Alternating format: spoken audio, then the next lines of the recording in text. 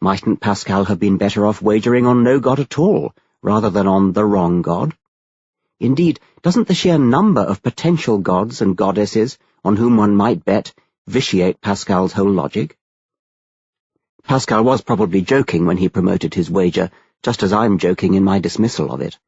But I have encountered people, for example, in the question session after a lecture, who have seriously advanced Pascal's wager as an argument in favour of believing in God, so it was right to give it a brief airing here. Is it possible, finally, to argue for a sort of anti-Pascal wager? Suppose we grant that there is indeed some small chance that God exists. Nevertheless, it could be said that you will lead a better, fuller life if you bet on his not existing than if you bet on his existing, and therefore squander your precious time on worshipping him, sacrificing to him, fighting and dying for him, etc. I won't pursue the question here, but readers might like to bear it in mind when we come to later chapters on the evil consequences that can flow from religious belief and observance. Bayesian arguments. I think the oddest case I have seen attempted for the existence of God is the Bayesian argument recently put forward by Stephen Unwin in The Probability of God. I hesitated before including this argument, which is both weaker and less hallowed by antiquity than others. Unwin's book, however, received considerable journalistic attention when it was published in 2003, and it does give the opportunity to bring some explanatory threads together. I have some sympathy with his aims because, as argued in Chapter 2, I believe the existence of God as a scientific hypothesis is, at least in principle, investigable. Also, Unwin's quixotic attempt to put a number on the probability is quite agreeably funny. The book's subtitle, A Simple Calculation That Proves the Ultimate Truth, has all the hallmarks of a late edition by the publisher, because such overweening confidence is not to be found in Unwin's text. The book is better seen as a how-to manual, a sort of Bayes' theorem for dummies, using the existence of God as a semi-facetious case study. Unwin could equally well have used a hypothetical murder as his test case to demonstrate Bayes' theorem. The detective marshals the evidence. The fingerprints on the revolver point to Mrs. Peacock. Quantify that suspicion by slapping a numerical likelihood on her.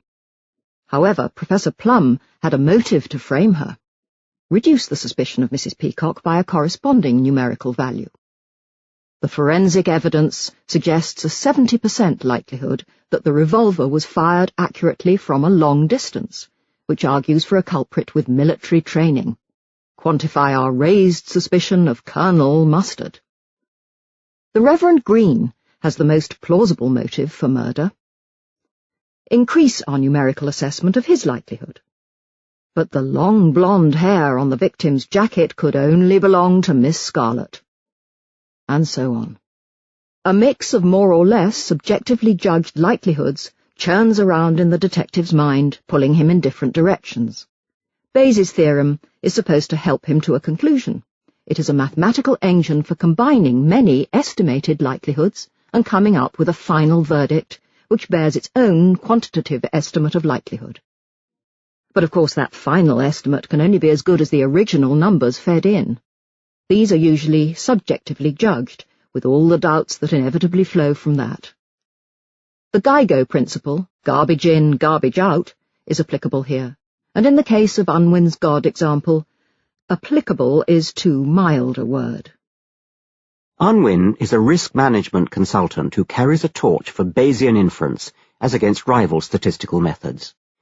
He illustrates Bayes' theorem by taking on not a murder, but the biggest test case of all, the existence of God. The plan is to start with complete uncertainty, which he chooses to quantify by assigning the existence and non-existence of God a 50% starting likelihood each.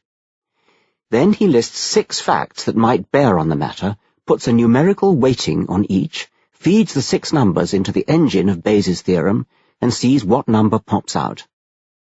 The trouble is that, to repeat, the 6 weightings are not measured quantities, but simply Stephen Unwin's own personal judgments, turned into numbers for the sake of the exercise. The 6 facts are: 1. We have a sense of goodness. 2. People do evil things. Hitler, Stalin, Saddam Hussein. 3. Nature does evil things, earthquakes, tsunamis, hurricanes. 4. There might be minor miracles.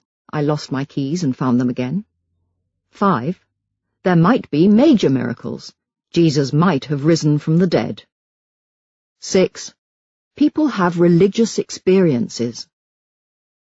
For what it is worth, nothing in my opinion, at the end of a ding-dong Bayesian race in which God surges ahead in the betting, then drops way back, then claws his way up to the 50% mark from which he started, he finally ends up enjoying, in Unwin's estimation, a 67% likelihood of existing. Unwin then decides that his Bayesian verdict of 67% isn't high enough, so he takes the bizarre step of boosting it to 95% by an emergency injection of faith. It sounds like a joke, but that really is how he proceeds. I wish I could say how he justifies it, but there really is nothing to say. I have met this kind of absurdity elsewhere, when I've challenged religious but otherwise intelligent scientists to justify their belief, given their admission that there is no evidence. I admit that there's no evidence. There's a reason why it's called faith. This last sentence uttered with almost truculent conviction, and no hint of apology or defensiveness. Surprisingly, Unwin's list of 6 statements does not include the argument from design, nor any of Aquinas's 5 proofs, nor any of the various ontological arguments. He has no truck with them. They don't contribute even a minor fillip to his numerical estimate of God's likelihood. He discusses them, and as a good statistician, dismisses them as empty. I think this is to his credit, although his reason for discounting the design argument is different from mine. But the arguments that he does admit through his Bayesian door are, it seems to me, just as weak. That is only to say that the subjective likelihood weightings I would give to them are different from his, and who cares about subjective judgments anyway? He thinks the fact that we have a sense of right and wrong counts strongly in God's favour, whereas I don't see that it should really shift him in either direction from his initial prior expectation. Chapters 6 and 7 will show that there is no good case to be made for our possession of a sense of right and wrong having any clear connection with the existence of a supernatural deity. As in the case of our ability to appreciate a Beethoven quartet, our sense of goodness, though not necessarily our inducement to follow it, would be the way it is with a God and without a God. On the other hand, Unwin thinks the existence of evil, especially in natural catastrophes such as earthquakes and tsunamis, counts strongly against the likelihood that God exists. Here Unwin's judgment departs from mine. I still think it has no bearing on the matter, but goes along with many uncomfortable theologians. Theodicy, the vindication of divine providence in the face of the existence of evil, keeps theologians awake at night. The authoritative Oxford Companion to Philosophy gives the problem of evil as the most powerful objection to traditional theism.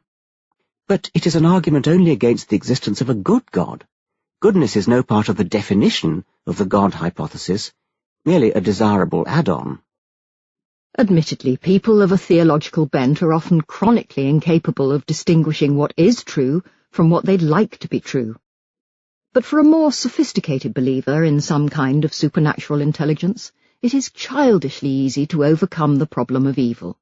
Simply postulate a nasty God, such as the one who stalks every page of the Old Testament.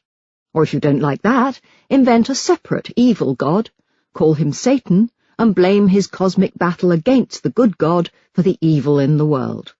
Or, a more sophisticated solution, postulate a God with grander things to do than fuss about human distress. Or a God who is not indifferent to suffering, but regards it as the price that has to be paid for free will in an orderly, lawful cosmos. Theologians can be found buying into all these rationalizations.